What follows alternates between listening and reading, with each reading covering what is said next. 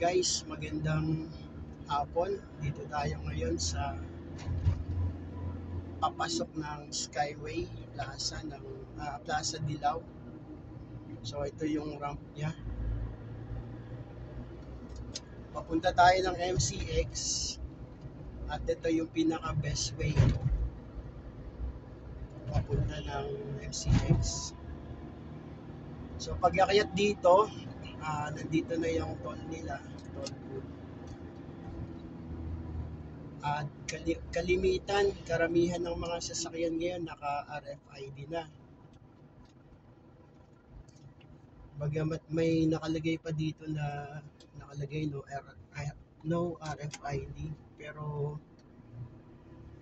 bihira na yung mga ganyan.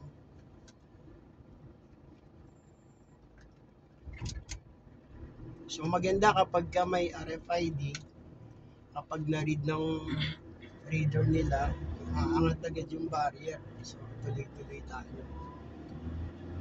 So nakapasok na tayo dito sa entry ng Plaza Dilaw.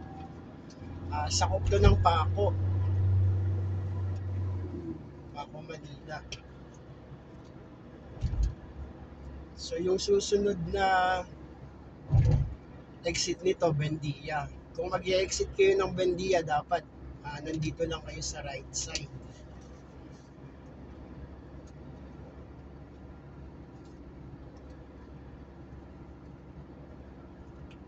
So may speed limit dito na doon sa kabila 60, pero dito pagdating dito 80 na siya.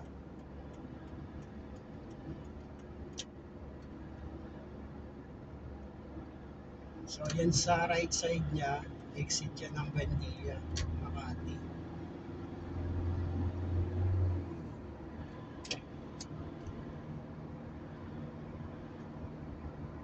After nitong exit ng Buendia ay ang NAIA na yung susunod na exit. NAIA exit. So yung speed limit sundin natin 80 lang kilometers per hour. Minsan kasi may mga nagche-check ng speed dito, yung mga radar nila, at kapag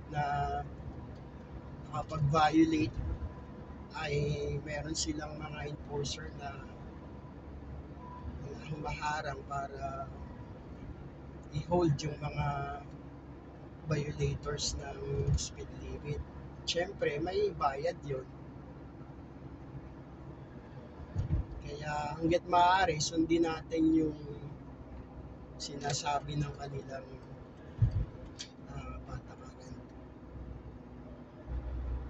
So may mga signage dito, Bikutan 10 kilometers, Sukat 13, Alabang 16 kilometers.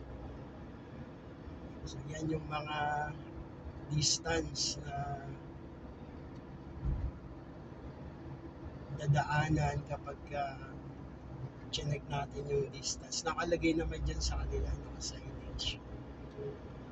So yung speed limit, ayan, sa kanan, 80, close van sa mga buses. Tapos sa 80, yung mga 4 wheels. So dito, yung ramp na nandito sa right side, mga galing yan ng Buendia. So yan yung akyatan nila dyan sa baba.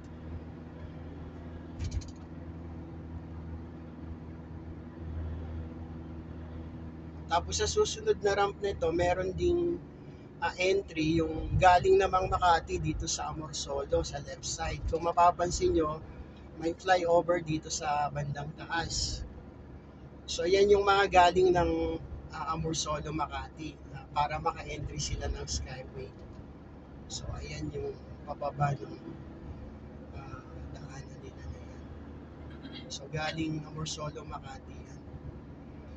Tapos dito sa susunod, meron ding isa pang entry galing din ng dito sa baba.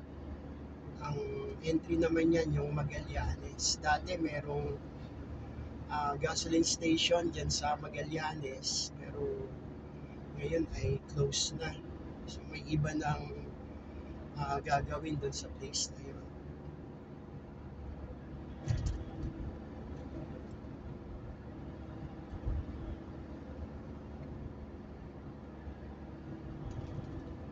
dito sa right side yan, meron dyan mga pumapasok din ng Skyway. Galing naman sila ng Magallanes.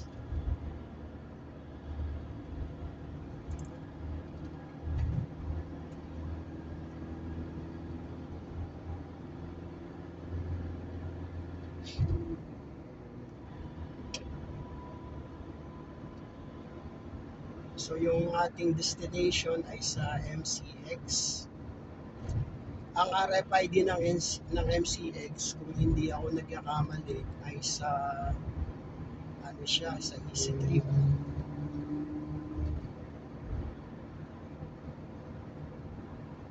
So dito sa right side, nandito yung entry ng mga galing Magallanes.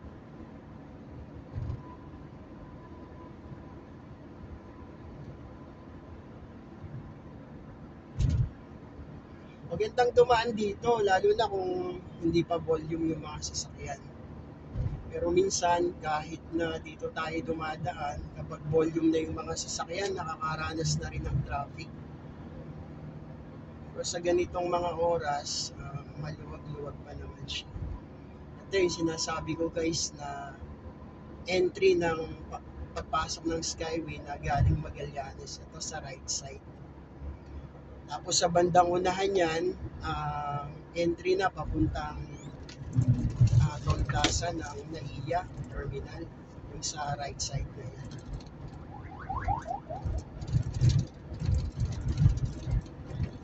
So may mga parts dito na parang may mga ginagawa sila, kaya yung daan parang naglulubak-lubak siya. So ayan, yung papuntang NAIA. Sunod na exit nito yung papuntang Bigutan. Mapapansin natin, nandyan sa right side yung mga exit nila. NAIA, tapos Bigutan. So merong 4 kilometers na distance from here, papunta ng exit ng Bigutan. Right side yung mga exit nila. Pero pagdating natin ng Las Piñas, Alabang, Zapote Road, may iba yung exit kasi yung bandang kanan noon, padiretso na yun ng south, pababa ng Islex. Ang magiging entry point ng mga papasok ng Alabang, Alabang Zapote Road, papuntang Las Piñas, nandito sa left side yun. Mamaya, madadaanan natin.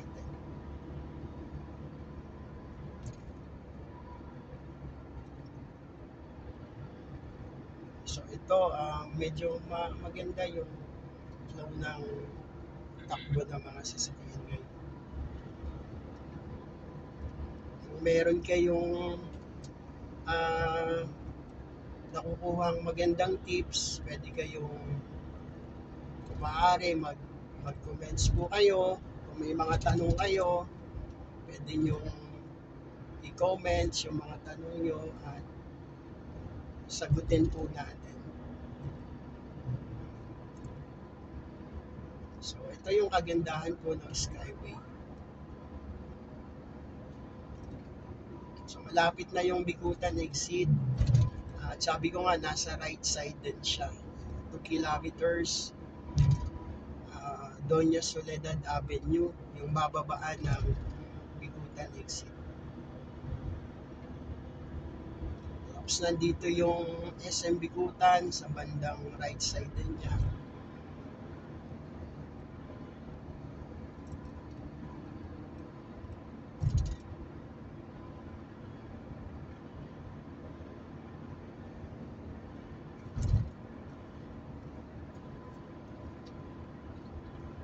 Ayan, nandyan sa right side, naka-signage na yung exit ng Bigutan.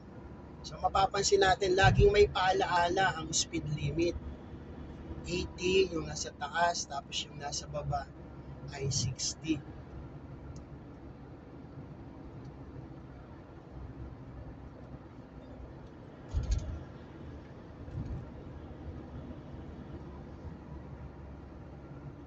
Check din natin mamaya kung ilang minutes natin at matatakbo itong Plaza Dilaw entry ng Skyway papunta ng MCX.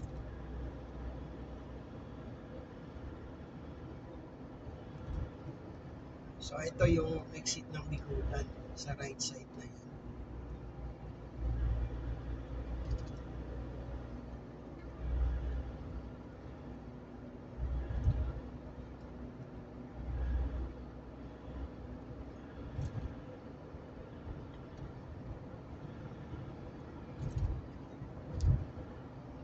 Tapos ang susunod na exit na nito ang Sukat. Sukat exit.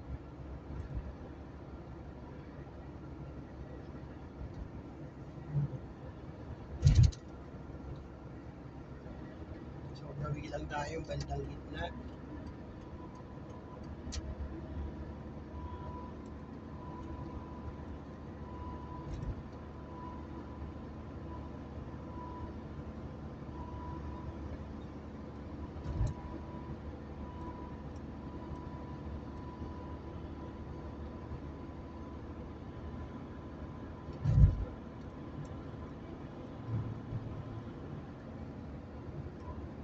So laging may paalaala dito yung speed limit nila.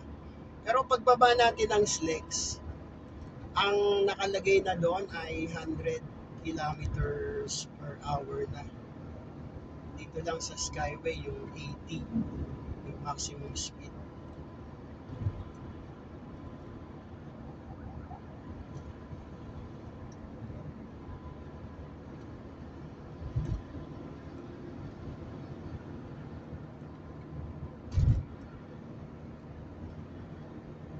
So dito sa gawing kanan, dito na yung exit ng Sukat.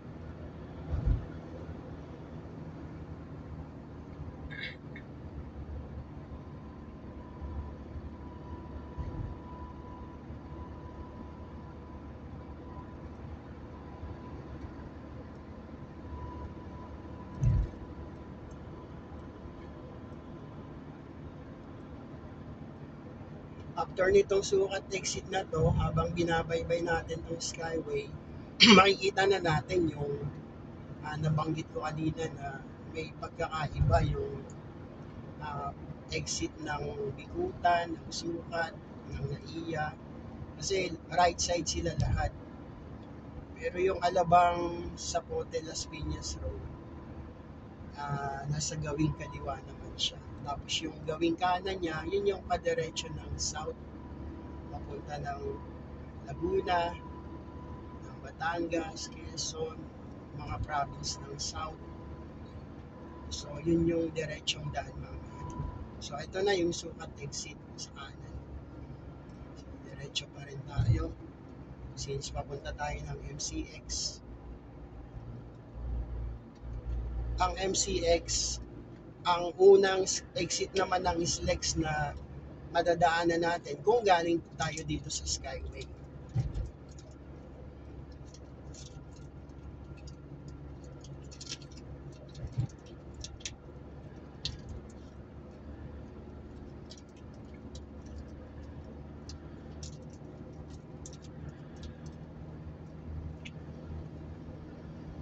Magandang dumaan dito, maganda yung daan, mabilis kapag konti lang yung mga sasakyan.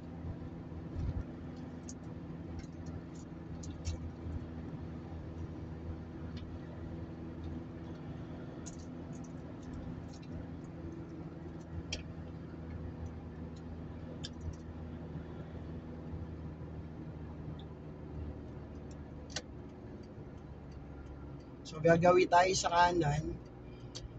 Ayan, nakalagay naman sa signage nila, Laguna, Batangas, Quezon, keep right. Tapos yung Alabang Zapote, keep left.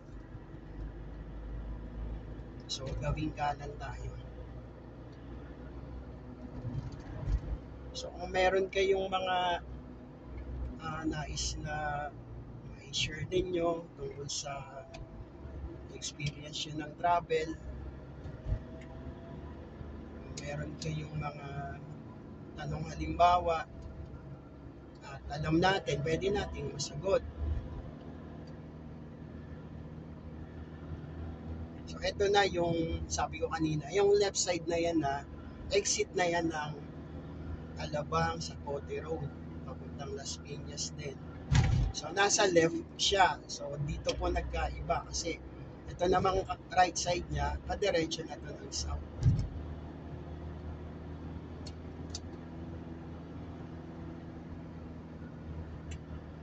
So, pagbaba natin dito sa pinakadulo nitong Skyway, malapit na siya sa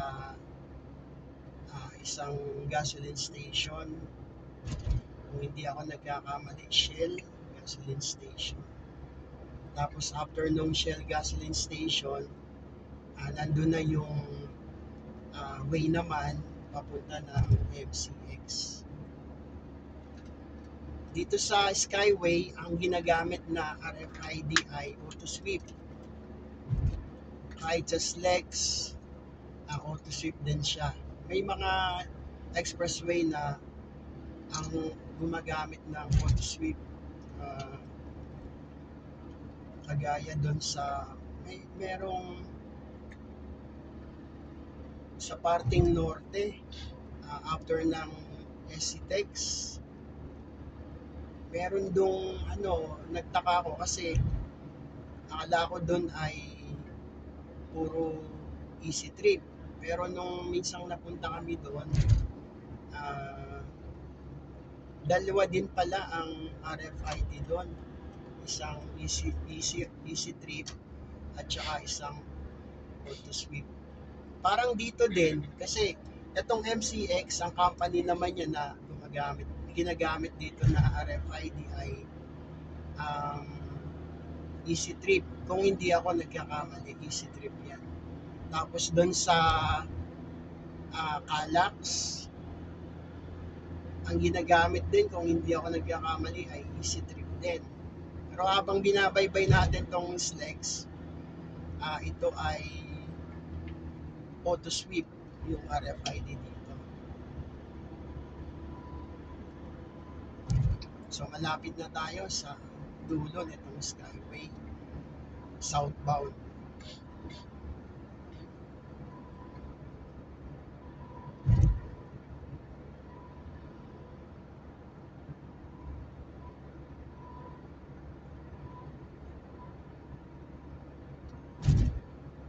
So yung speed limit talaga dito, naka-max lang siya ng 80.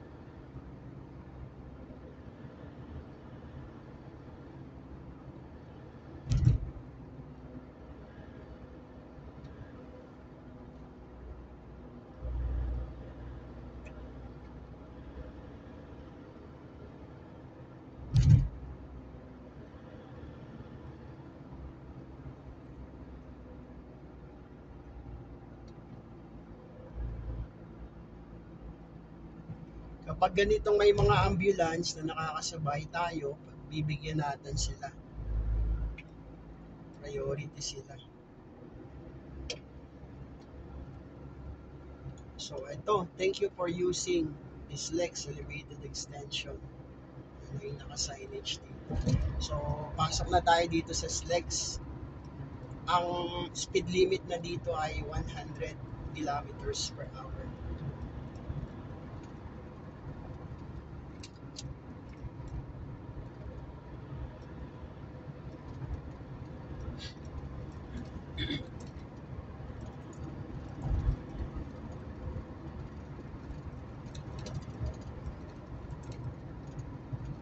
Sa pagdadrive, kailangan talaga mahaba din yung patience natin. Kasi minsan kapag may mga biglang sisingit, tapos wala silang signal, minsan magugulat ka. Pero mas maganda ay lawakan lang yung unawa. So ito yung gasoline station, ang Shell gasoline station. Bukod sa MCX, may isang exit dito, Susana Heights. Ito ay sakop ng Muntinlupa. So ang entry point ng Susana Heights exit at ng MCX exit ay isa lang siya dito sa bandang unahan. Pero kapag naka-entry ka na dito, sa bandang dulo niya ay nagsasanga na siya. So yung padiretso ng kaliwa, yun yung papunta ng Susana Heights. At yung sa gawing kanan naman, yun naman yung papunta ng MCX.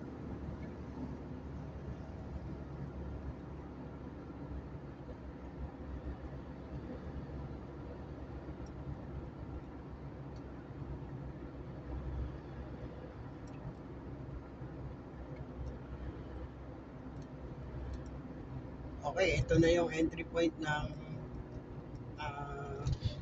entry ng Susana Heights at saka ng MCX. So mapapansin nyo, yung gawing kaliwa, yan yung papunta ng Susana Heights. Ito naman gawing kanan, so pakanan tayo dito. Ito na ang papunta ng MCX. So dito sa unang kurbada, may nakalagay na 40 kilometers per hour yung speed limit. Pero after mo nito, pag nandito ka na sa straight na yung daan, ang makikita na natin dito ay 100 maximum, tapos 60 yung minimum. So kahit mag 100 ka na speed dito, okay lang. Pero kung magbibilaw ka ng 60, hindi okay kasi baka mahuli ka. Kasi nga may speed limit.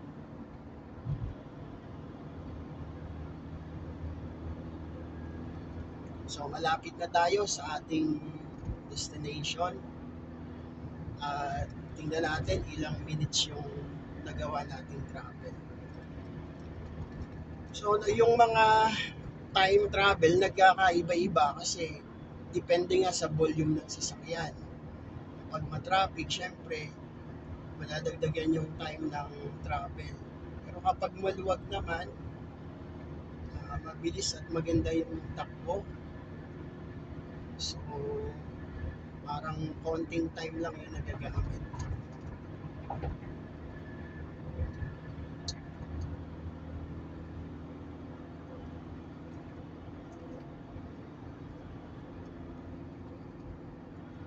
So, maganda yung daan na to kasi meron ditong mga option. Papunta ka ng Laguna, San Pedro, papunta ka ng Bacoor, Cavite, maraming daan dito. May ikot din ng Las Piñas. So magandang daan tong MCX. So mag-exit na tayo.